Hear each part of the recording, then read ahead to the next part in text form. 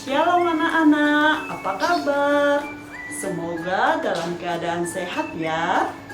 Hari ini kita akan belajar tema 7. Tapi sebelum kita belajar, kita berdoa dulu ya. Mari kita berdoa sopan kepada Tuhan Yesus. Terima kasih ya Yesus, karena Engkau sungguh baik. Kami masih bisa belajar hari ini. Tuhan, Engkaulah yang selalu memberkati kami supaya kami selalu semangat. Terima kasih Yesus. Amin. Anak-anak, materi pembelajaran yang akan disampaikan tentang fabel. Apa sih fabel itu? Fabel adalah cerita pendek yang menceritakan tentang hewan. Cerita dalam fabel adalah cerita fiksi. Cerita fiksi artinya cerita yang dibuat berdasarkan khayalan pengarang. Apa sih ciri-ciri fabel? Yang pertama, menggunakan hewan sebagai tokoh cerita. Yang kedua, tokoh hewan memiliki karakter dan sifat seperti manusia. Yang ketiga, memiliki alur cerita atau rangkaian peristiwa. Yang keempat, memiliki pesan-pesan kebaikan di dalam cerita. Anak-anak, agar kita bisa menentukan dan menceritakan kembali isi fabel, maka kita harus tahu unsur intrinsik fabel. Unsur intrinsik fabel adalah unsur yang terkandung dalam cerita. Nah, apa saja unsur intrinsik fabel itu? Yang pertama, nama tokoh atau jenis hewan yang terdapat dalam fabel. Yang kedua, sifat setiap tokoh. Yang ketiga, peristiwa penting yang terjadi dalam fabel. Yang keempat, pesan atau nasihat yang ingin disampaikan oleh fabel kepada pembaca. Anak-anak, mari kita lihat contoh cerita fabel dalam bentuk video berikut.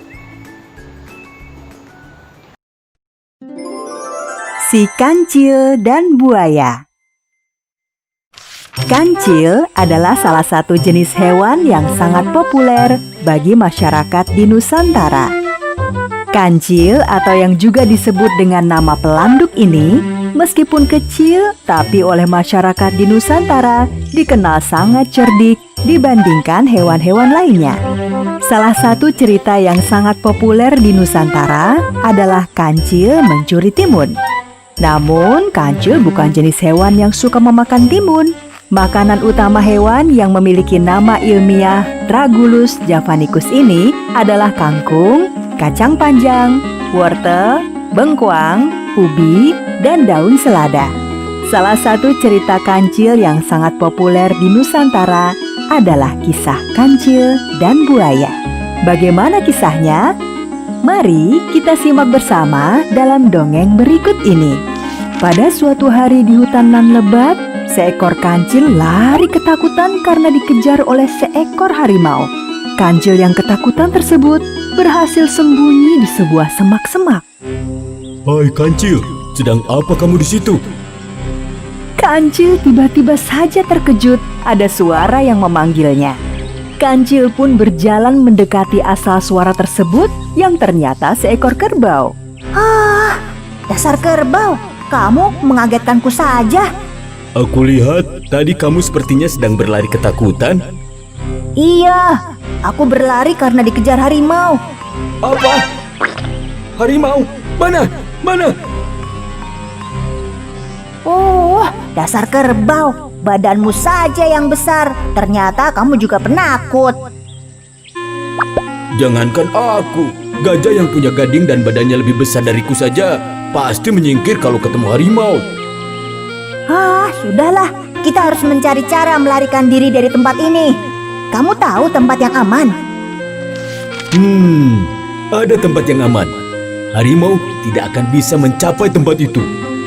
Hah, cepat katakan di mana. Di sana, di hutan seberang sungai sana, harimau tidak akan bisa menjangkaunya. Harimau kan takut air. Kita bisa menyeberang sungai asal bisa menyingkirkan para buaya itu. Kau pikir bisa melawan kawanan buaya itu? Seekor harimau saja sudah membuatmu lari tunggang langgang.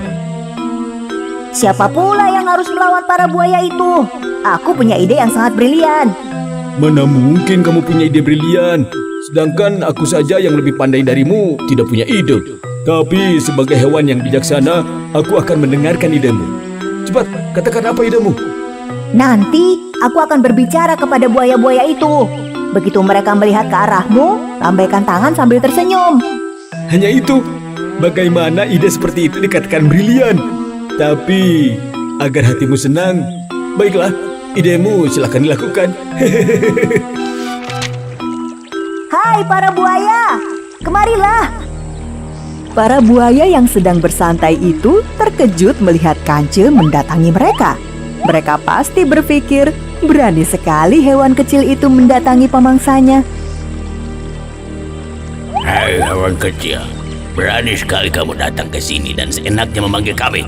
Apakah kamu mau menyerahkan dirimu untuk kami makan? Hai buaya, aku datang ke sini memang untuk memberi kalian makan. Tapi bukan aku yang akan kalian makan. Mencurigakan sekali. Memangnya siapa yang akan kami makan? Kancil menunjuk ke arah kerbau yang sedang berendam di kubangan lumpur. Para buaya itu melihat kerbau yang sedang berendam di lumpur dan melambaikan tangannya kepada mereka. Apa maksudmu memberikan kerbau itu kepada kami? Bukan hanya seekor kerbau, tapi banyak kerbau. Wow, banyak kerbau. Ah, benar. Hai Kancil, aku tidak sebodoh dua temanku ini. Kamu pasti punya maksud tertentu. Cepat katakan apa maksudmu. Atau kamu aku makan sekarang juga. Kalian rupanya belum tahu informasi terakhir ya? Informasi apa? Pantas saja, selama ini kerja kalian cuma bermalas-malasan di sungai. Aku beritahu kalian ya, mulai hari ini aku telah resmi diangkat sebagai penasehat Raja Hutan. Wah, hebat sekali. Jadi Kancil sekarang menjadi pejabat tinggi istana. Kancil kan selama ini dikenal sebagai hewan yang cerdik. Pantas saja sekarang dia menjadi pejabat istana. Hei, diam kalian. Biarkan aku berpikir. Karena hanya aku yang paling pintar di sungai ini. Jadi sekarang Tuan Kancil sudah menjadi pejabat istana ya? Maafkan kalau kami kurang sopan. Malu, dua teman saya ini tidak pernah sekolah. Jadi begini, ada informasi bagus buat kalian para buaya. Sang Raja Hutan atau yang kita kenal dengan nama Baginda Harimau telah mengeluarkan kebijakan untuk memperhatikan dan meningkatkan kesejahteraan rakyat hutan ini. Hari ini, Baginda yang mulia Harimau mengutusku untuk menghitung jumlah buaya di sungai ini. Dengan begitu, Baginda Harimau bisa memutuskan berapa jumlah kerbau yang akan dikirim ke sungai ini. Hai kalian berdua, coba hitung berapa jumlah semua buaya di sungai ini. Tanya dia saja, kan aku sering tidur di pelajaran matematika. Kamu memangnya tidak tahu, aku selalu nyontek ketika ujian matematika. Harusnya kan kamu yang tahu, bukannya kamu mengaku paling pintar di sungai ini. Aku memang paling pintar, tapi bukan soal matematika. Nah sudah, tidak usah berdebat. Aku tahu solusinya. Kumpulkan semua buaya yang ada di sungai ini dan baris berjajar dari tepi sini ke tepian sana. Siap Tuanku Kancil. Semua kalian berbaris.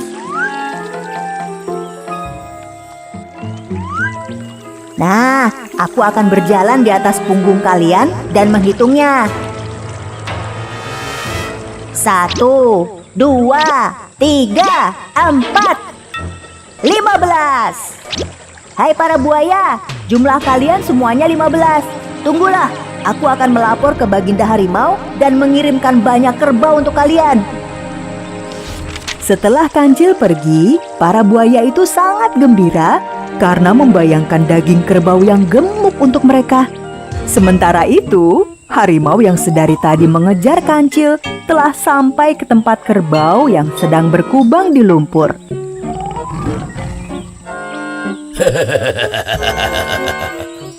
Kerbau yang sangat ketakutan hanya menunjuk ke seberang sungai. Harimau melihat sungai yang penuh buaya. Harimau juga melihat Kancil yang berlari masuk ke dalam hutan di seberang sungai. Melihat hewan buruannya lolos, harimau sangat marah. Harimau pun kemudian melihat ke arah kerbau. Karena si Kancil telah lolos dan aku sangat lapar, maka kamu yang akan menjadi makan siangku. Harimau itu pun melompat dan menerkam kerbau. Nah, anak-anak sudah menonton videonya kan? Sekarang kita akan menentukan unsur intrinsik dalam cerita tersebut. Yang pertama, hewan yang terdapat dalam fabel tersebut: kancil, harimau, kerbau, buaya.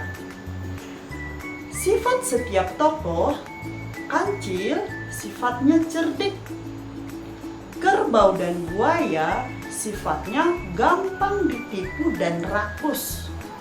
Yang ketiga, harimau sifatnya garang. Nah, peristiwa penting dalam fabel tersebut, si kancil bisa menyeberangi sungai dan lolos dari incaran harimau. Sekarang apa pesannya? Pesannya, jangan pernah meremehkan seseorang yang kecil. Nah, anak-anak, sekarang sudah bisa kan menentukan unsur intrinsik? Jadi anak-anak, kesimpulan materi kita hari ini yaitu fabel adalah cerita tentang hewan.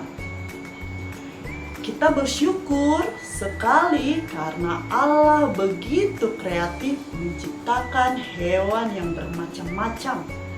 Ada hewan yang hidup di air, darat, dan udara. Ada juga hewan yang besar. Ada juga hewan yang kecil.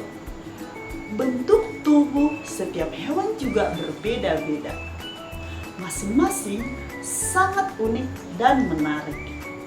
Lalu Tuhan mengaruniakan ide kepada manusia untuk membuat cerita fabel, sehingga kita bisa mengenal hewan-hewan melalui cerita masa kecil. Nah, mulai hari ini, ayo kita membaca fabel supaya semakin mengenal hewan-hewan ciptaan Allah. Demikian anak-anak pelajaran hari ini. Kita akhiri dengan doa. Terima kasih Yesus, kami sudah belajar tentang fabel. Tuhan, kami sudah mengenal beberapa nama hewan. Tuhan, mampukan kami mengenal lebih banyak hewan dan menyayangi hewan-hewan tersebut. Terima kasih ya Tuhan Yesus. Amin. Sampai jumpa anak-anak. Tuhan Yesus memberkati kita semua. Semangat, semangat, semangat. Bye.